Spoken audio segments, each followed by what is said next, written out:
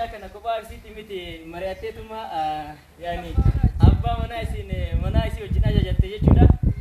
Akkuma argaa jirtan kana Nabiyaan Majliisiin kun mana isii deemnitiniin maxxarree fi haala kanaan hojjetameefii jira jechuudha. Egaa kabajamtoota daawwattoota keenya warroonni chaanaalii keenyaaf Aashaa Indakadiirtuu haaraa taatan subscribe gochuun gama chaanaalii keenyaa akka dhuftan jecha affeerraa yeroo isin taasifnu gammachuu guddatu nutti dhaga'ama.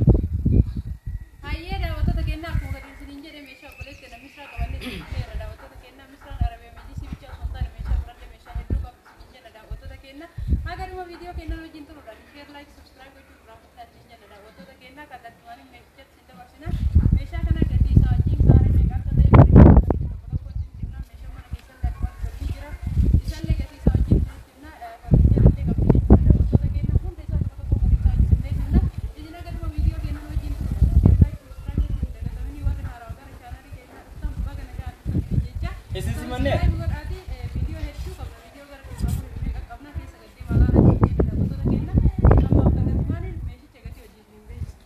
kabajamtoota daawwattoota keenyaa Arabiyaan Majliisiin kun akkuma argaa jirtan kana achirraa jalqabee gara gadiitti jechuudha. Kana yeroo isiniin jedhu asii jammaree hanga daarii gaddoo sanitti meetira 2 fi seentimeetira 90 garaan isaa kun immoo meetira 3 achirraa dhufee immoo asii ka'ee hanga achi immoo meetira 4 jechuudha. Kabajamtoota daawwattoota keenyaa kana fakkaata Arabiyaan Majliisiin isaa dheeriin isaa yoo isiniin jedhu itti aansuudhaan Arabiyaan Majliisiin kun boondii tokko irraa yeroo hojjetameetiin haala kanaan dhiyaatu isinleen itti gammaddeerti jechuudha. Keessan waliin dubbifnee yeroo haasofnu dhugaa dubbachuuf tanan gammachuu guddatu natti dhagahame. Meeshaa isin hojjettan kanaaf jettee keessan gammachuu isii yeroo isin hojjetantu jira jechuudha. Tokkoon tokko warroonni meeshaa isin hojjennu yeroo gammachuu kana isin itti gammaddan nullee baay'ee akka gammannu asumaan akka nu hubattanii barbaada.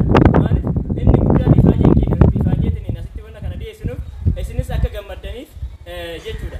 Maal yeroo kana isiniin jedhu ijoolleen keenya warroonni biyya alaa jirtan meeshaan adda addaa naa bitaa jettaniitiin haala adda addaatiif isin itti mijaa'ee maatii keessanis haa ta'u obboleeyyan keessan yeroo isin hin bitamnetu jira jechuudha.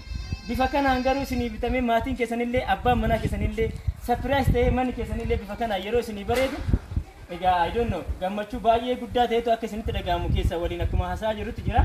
Aashaan immootu gatii isaa tokkoon tokko isin himti jechaadha. Hayyee daawwattoota keenyaa kan ibsu isin godhee jira. Akkuma isin jedhee misraa guddaa irraa gammadee Majliisii kana Majliisiin kun olka'iinsa isaa abbaa diidamaati. Argaa jirtanii boondii tokko irraa hojjetame. Gatiin isaa kaareen takkaa isaa jechuudha qarshii 8,500 waliigala isaa nutti jechaa jirta yeroo baay'ee waan ta'eef waliigala isaa kun immoo Arabiyaan Majliisiin kun waliigala isaa qarshii 8,500 daawwattoota keenyaa. Kanatti maaliif meeshota biraa tokko tokko hin himne jechuudha. Daawwattoota keenyaa balbala qabdi jechuudha. Daawwattoota keenyaa balbalaa fi algaa isin agarsiisee gara meeshaa mana keessatti hin dabarsina. Balbala mana keessatti kanaa galu jetteerti Adaamaa keessatti akkuma Arabiyaan Majliisii mana dhaynee maxxarratti balbalaan dhageessu dhaqee maxxaree haala kanaan hojjetamee jira jechuudha. Daawwattoota keenyaa kun balballi kun akka jedhin isaa kan fakkaata garaa fi bakki isallee akka mana isiitiin maxxaramee fi hojjetamee jechuudha. Daawwattoota keenyaa kun kan fakkaata amma kallattiimaan dhaqamee mana isii irratti ogeessi kennanii gaxxamaa jechuudha. Daawwattoota keenyaa gatiin balbala kana qarshii 2,000 hojjetame jechuudha. Daawwattoota keenyaa kun argitan muka tokko farraa hojjetame jechuudha. Meeshaa akka roobinaan jedha daawwattoota keenyaa isin hunduyyuu yoo barbaadan haala kanaan balbalaa isin hojjennee meeshaa keessanii ittiin mana isin barbaadan isin galchuu dandeenya jechuu barbaada. Gatiin isaa kana fakkaata. Share like subscribe gochuudhaan wajjin turuu hin irraanfatina. Amma algalee nuti agarsiisee gara meeshaa mana keessatti keessaa algalee akkuma isin argitan kaname. Egaa kabajamtoota daawwattoota keenyaa Aashaan algaa akka agarsiisu naaf firteef jechuudha. Algaan kuni akkuma argaa jirtan kana meeshaa yookiin immoo MDF tokko farraa yeroo isin isiif hojjetamee bifa kanaan qophaa'u gammachuu guddatu nutti dhagahame. Isinleen gammachuu guddatu isinitti dhagahame jedhee yaada. Jijjiirama yeroo biraatii fi yeroo ammaa addaan jiru kanaan durallee isin ibsee jira. Ofii keetiif wanni ofii keetii ilaaltee ijaan nama hojjetu fi wanni nama biratti hojjisiiftu garaagarummaa qaba. Nu biratti immoo yeroo ammaa kana ofii bira dhaabbannee akka isin bira dhaabbataniitiin osoo kun naasirraa osoo kun xiqqoo ittiin dabalame jettanii isin yaada itti kennitanitti nullee yaada itti kennaa osoo kana itti dabaltanii osoo kana kanaan fooyyessanii jecha ogeessa keenyatti himaa bifa kanaan hojjennee qopheessineef jira jechuudha. Kabajamtoota daawwattoota keenyaa meeshaan kun algaan kun meetira 50 jechuudha. Meetira tokkoo fi yookiin immoo Ingiliffa yookiin Arabiffaan immoo nafareen isa jedhamu san jechaadha. Akkasuma kana fakkaataa gatii isaa immoo haati maammee isinitti himti jechuudha. Hayyee daawwattoota keenyaa akkuma gadi ibsetti MDF tokko farraa hojjetamee ija keenya duratti hojjetamee wanti irraa shakkitan tokko hin jiru isin jechuu barbaanna. Gatiin isaa gaaffii 2,500 hojjetama. kallattii maaliin gara meeshaa mana keessaa hin deebisaa keellaa subscribe gochuun Egaa kabajamtoota daawwattoota keenyaa inni biraa maaltu hafe yoo jettan ammaan tana meeshaalee mana keessaa qabattee dhuftee isin dhiyaateerti. Ashani meeshaalee mana keessaa tokkoon tokko waagaa isaa isin ibsite gatii inni itti bitamu isin ibsiti jechaadha. Affeerran keenyaa qalumaatti jiru.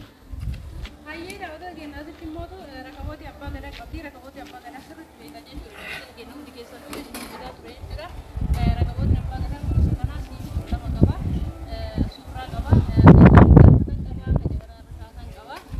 Walumaa gala isaatti jechuudha. Daawwattoota keenyaa qarshii fuutanii dhibba tokkoon beekanii kameraan immoo mallajaa karaba qaba. Mallajaa kasala qaba jechuudha. Daawwattoota keenyaa mallajaa kasala karaba immoo siidaa kana beekanii irratti dhagaachuu irratti dhagachuu waan hundaaf fayyaduudha. Mallajaan kasalaa immoo tokko jedhu tokko kunuunsa kana mallajaan karaba qarshii dhibba saddeet mallajaan kasalaa immoo dhibba torba qexxaan immoo isaanii firgii firee kudha manaa jetteetti. Kuna daawwattoota keenyaa isaanii zirgii kana fakkaata jechuudha. Daawwattoota keenyaa kalaanii firee kanaa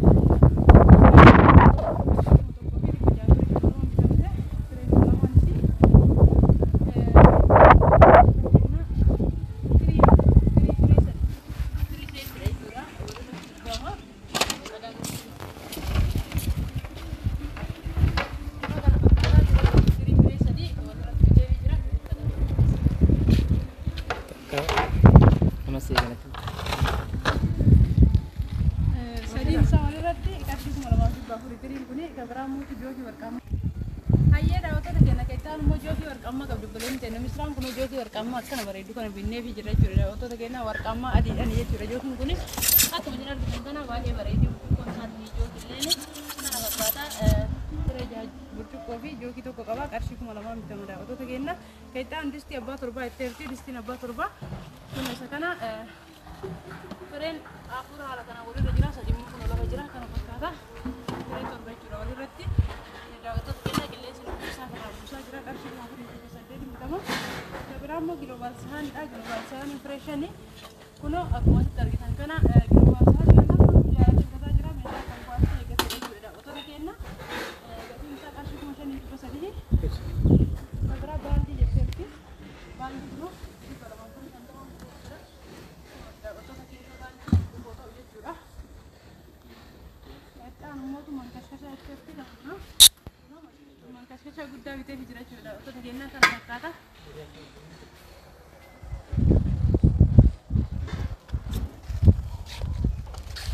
Na wajjin turaa gatu mura viidiyoo keenyaa daawwattoota keenya hin xumurre mankashkashaan qarshii dhibba lamaan bitamee TV inchi 32 naan jetteetti. TV inchi 32 kun akkuma argitan kana as jira jechuudha. Daawwattoota keenyaatti televezyiinii kan kuwaalitii eeggatee smaartidha jechuudha. Daawwattoota keenyaa david iskiriinidha kana fakkaata. Televezyiinii qarshii kuma shanii ishii keessaa hin baafne kallattii gara mana isheetti deemee achitti keessaa ba'a jechuudha. Biraa immoo markajii leetira lama jetteerti. Kunoo markajii leetira lama as jirti qarshii dhibba saddeet bitame. Hayyee daawwattoota keenyaa kan biraa immoo burcuqqoo shaayii jetteerti. Burcuqqoon shaayii kunoo as jirti firee jaha qabdi. Kunoo akkuma argitan kana haala kanaan teessoo qabdi jechuudha. Baay'ee bareedi daawwattoota keenyaa qarshii dhibba sagalii bitamti.